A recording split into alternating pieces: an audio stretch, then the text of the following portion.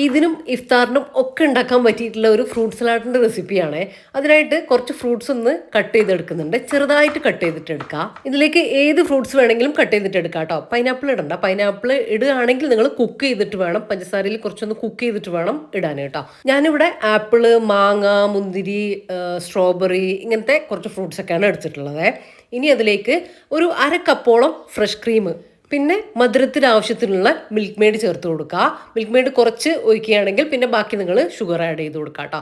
ഇനി നന്നായിട്ടൊന്ന് മിക്സ് ചെയ്യുക. ഒരു ക്രീമി ടെക്സ്ചർ ആക്കിയിട്ട് എടുക്കുക കേട്ടോ. കയ്യിൽ കുറച്ച് ഫ്രൂട്ട്സ് ഉണ്ടെങ്കിൽ നല്ല എളുപ്പത്തിൽ ഉണ്ടാക്കിയെടുക്കാൻ പറ്റിയിട്ടുള്ള ഒരു ഫ്രൂട്ട് സലാഡാണ് കേട്ടോ ഇത്. ഞാനിപ്പോൾ ഇതിലേക്ക് കുറച്ച് കസ്കസ് വെള്ളത്തിൽ കുതിർത്തെടുത്തിട്ടുണ്ടായിരുന്നു. അപ്പോൾ അതും കൂടെ ഇട്ട് കൊടുക്കുന്നുണ്ട്. അപ്പം ഇത് ഒന്നുകൂടെ നല്ല ടേസ്റ്റ് ഉണ്ടാവും, പിന്നെ കാണാനും നല്ല ലുക്കായിരിക്കും. സാധാ ഫ്രൂട്ട് സലാഡിൽ നിന്നും നല്ലൊരു റിച്ച് ടേസ്റ്റ് ആട്ടോ ഇതിന് കിട്ടുക. ഒരു ക്രീമി ആൻഡ് റിച്ച് ടേസ്റ്റ് ആയിരിക്കും ഈ ഒരു ഫ്രൂട്ട് സലാഡിന് ഉണ്ടാവുക. ഞാനിപ്പോൾ ഇതാ മിക്സ് ആക്കിയതിന് ശേഷം അവസാനം കുറച്ച് ഗാർണിഷിങ്ങിന് വേണ്ടിയിട്ട് കുറച്ച് കസ്കസ് മുകളിലിട്ട് കൊടുക്കുന്നുണ്ട് കേട്ടോ.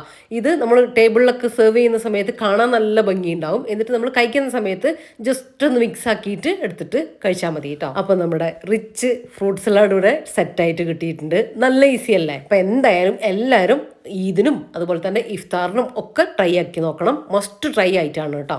പിന്നെ തണുപ്പിക്കാൻ മറക്കണ്ട കേട്ടോ. നന്നായിട്ടങ്ങ് തണുപ്പിച്ചോ, എന്നിട്ട് വേണം കേട്ടോ സെർവ് ചെയ്യാൻ വേണ്ടിയിട്ട്. കിടിലൻ ടേസ്റ്റാ.